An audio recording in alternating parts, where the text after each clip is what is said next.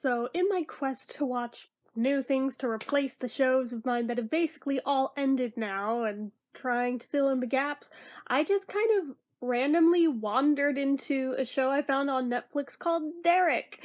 It's a BBC show, so obviously it caught my attention right there. Um, Also, I didn't realize going into it that it stars Ricky Gervais. I really liked him in Afterlife, so I was like, oh, this is the same guy. I'm not sure I've seen him in anything else besides that before this, so I was like, alright. And then realizing, whoa, he's got like Johnny Depp syndrome going on, where he's like a freaking chameleon of an actor with just how versatile he is, my god. Actually, I think I might be starting to like Ricky Gervais. Like, calling it now, if that becomes the next celebrity obsession, just calling it now.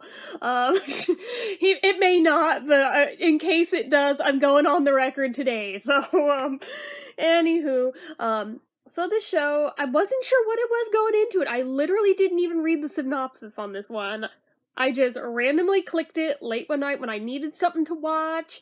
Wasn't sure what to watch. I liked the thumbnail, and that's all it took. That's why I clicked it.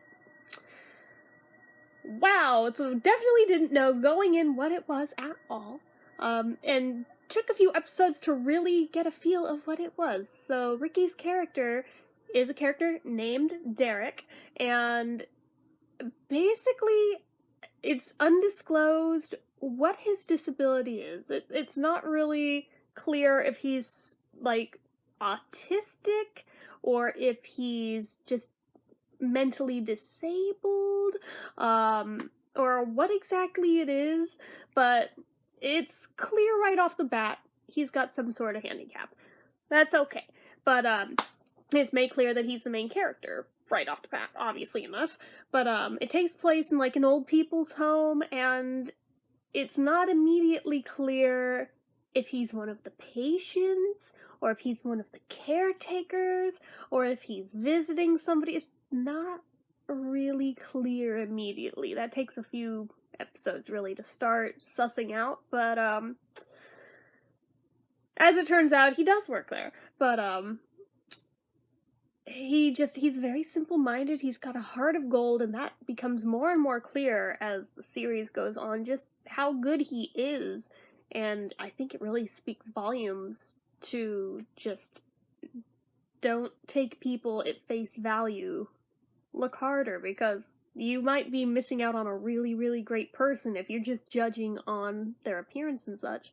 But he works in this old people's home with like the head caretaker, Hannah. He's got a homeless friend that he lets live there with him named Kev, who is like a sex maniac perv, but he's ultimately harmless, but he's really gross and skeevy, and he's kind of just there for comedic relief. And there's all the old people, obviously, who are there.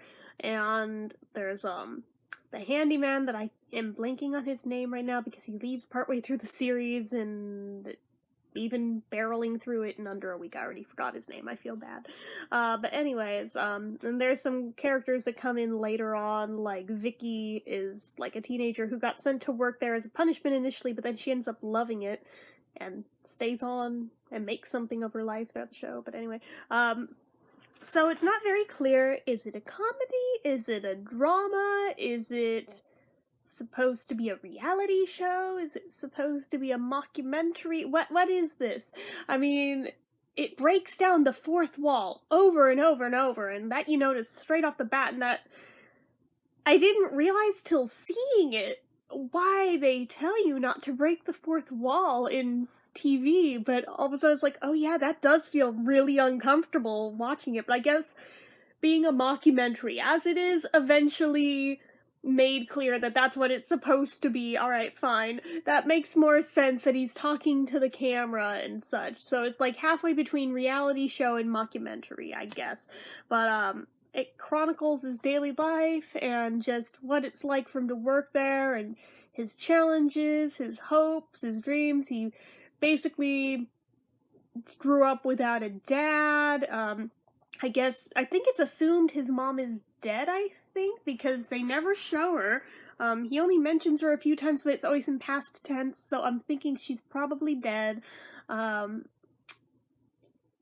don't know, but the dad does show up later on and ends up coming to live in the old people's home and ends up dying there, but Derek ends up creating a relationship with him before that happens, and it's all very sweet. It's hard to explain the synopsis of this show. It's very much a dramatic plot arc. Each episode has its own, obviously, I mean, as shows do, but I don't know,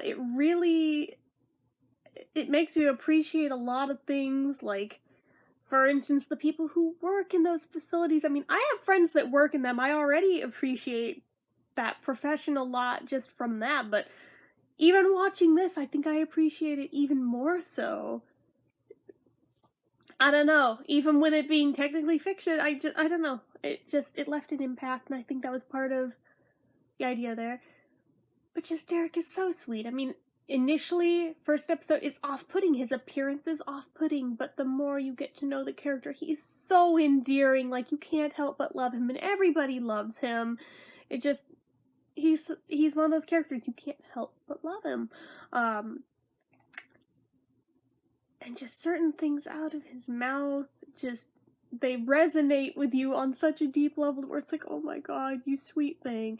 Like, there is an episode later on where one of the therapy dogs that they've brought in to let the old people pet and play with and such, I mean, they do that pretty much everywhere, but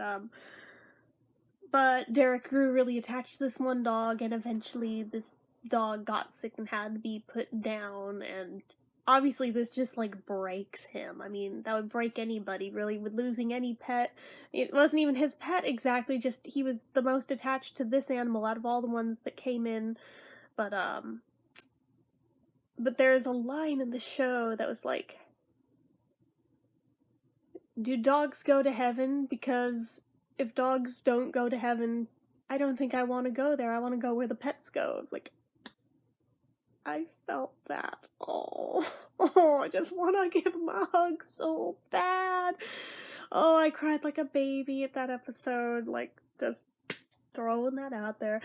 There's a lot of episodes that surprisingly made me cry. I did not expect going into this that this was going to be one of those shows, but it totally was. And it was one of those things where it's like, there are a lot of funny moments in it that, I mean, technically could make it comedy. It's very much British humor, though, so it's like a British comedy. British comedies tend to be darker in nature than American ones, I've found. So, I mean, I'm not off-put by that because I basically grew up on the BBC, but with that in mind, it's like, I'm not entirely sure if this is supposed to be a drama that has comedic moments, or if it's a comedy that has dramatic moments. It's not really 50-50 either. It's definitely more dramatic than funny, but and that's why I'm lumping it in as dramedy, personally. But, I don't know, I just found it a show with a whole lot of heart and a lot of emotion behind it, and then finding out that, Ricky Gervais also wrote and produced the show, too, I was like, god damn, really? Like, this dude is talented. Oh my god. So that added a whole other level of appreciation to it when I noticed that in the credits. I don't know how many episodes it took before I noticed that. There's only 2 seasons of it, and then, like, technically season 3 is just a 1-hour special that wrapped up all the loose ends and everything. But there's a lot of themes throughout that show that probably hit a lot of people, like deaths, just general loss, heartbreak, getting fed up with a job so badly and being treated so badly to where you just have to leave, alcoholism, there's, I didn't say infertility, then infertility, I think I did though, being forced to work in a job that you absolutely hate, but then finding out actually it's not so bad. Actually, I kind of like it here. Themes of just abandonment, themes of searching for answers that you may or may not find. I mean, themes of obviously pet loss, as we mentioned, themes of getting your shit together and trying to better yourself so you don't end up worse off. I mean, the alcoholic character, oh my god, like, for as much of a loser as he is, his whole family are train wrecks, and just looking at them, it's like, oh my god, don't be like them. Don't be like them, come on, you know you want to do better than that. Please tell me you want to do better than that. All sorts of things, spousal loss, that was another one, that was a whole other episode. There was, oh my gosh, there was so much that was crammed into 2 seasons that it is crazy. I can't even remember them all, plus, I mean, that's kind of spoilering it for anyone who doesn't want those, so I mean, just, you know, it's ultimately a short show, only 2 seasons plus the one hour special, but the normal episodes are only half an hour long, so I mean, you can barrel through it quickly. I think there's only, I want to say about 6-ish episodes per season, so I mean, it's a short show. It's a very short show that you can barrel through in like a day or two easily. I mean, if you had like all day to throw at it, you could do it in one day, but I spread it out over a few because I had other stuff to do, but I don't know, I just, something about it resonated with me. Maybe Derek is autistic, maybe that's why it resonates with me, I don't know, but obviously he's more severely so than I am, but also it leads me to think he is and isn't just retarded because he's able to speak, like, coherently. I mean, he has his quirks, but he's fairly coherent, so I'm thinking that's more likely what it is, even though it was never disclosed what specifically he has. So, where he falls on the spectrum, nobody knows, but that's okay. It really doesn't matter. He's just so pure and innocent and good, and just, you can't help but love him. He's so sweet.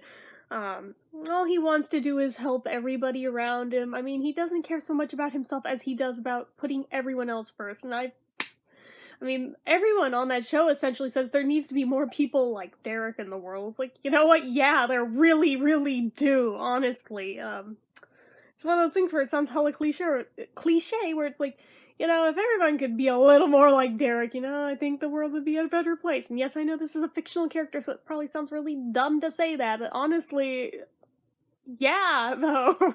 I don't know, I really enjoyed it. I would highly recommend it. I don't feel right putting a star rating on it, but if I had to, I would probably, I'm trying to think, would I give it a 4.5 or a 5?